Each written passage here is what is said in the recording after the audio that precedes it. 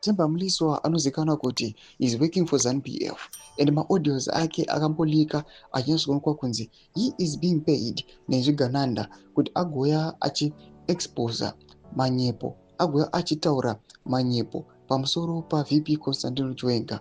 Dzapinda mashoko buda panguva ino ma-coup allegations arikuya achiswa pana Minotabo anova the wife of VP Constantine Chiwenga pamwechete na Vice President Constantine Chiwenga. Mashoko arikunyatsokuonekwa nevanhu vachiti tiri kukuziva Mliswa uno wako. Don't forget subscribe or like on the bell icon. Majara Jaros ano yachitanga achireplya pa a post yaTemba Mliswa achinyora achiti the attempt by Temba Mliswa and the little known ZVAITWA to cause division and despondence within the army will end in tears. Mliswa is accusing Colonel Mini and her husband General Chiwenga of plotting a coup. What is certain is that Mliswa will spend his rest of his life in exile in Zambia. Domashkono togo na Majara Jaros reply to this posting anywhere changing threats of exile and the dramatic predictions of ending in tears do not strengthen your argument. They weaken it. When debate shifts from facts to intimidation, it suggests discomfort within scrutiny rather than confidence in the truth.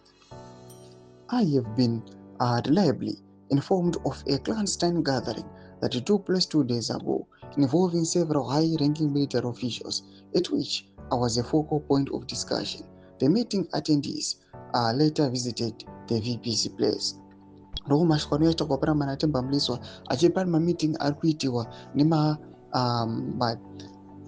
high level army officials achidiscuss pamusoro paTemba Mliswa and arikuya achindabira chiti these individuals they are being alleged kuti varonozono reporter kuna VP Constantine Chiwenga. Ndo ma allegations arikupiwa pana pa VP pamwechete ne his wife vachinzi they are trying to plot a coup.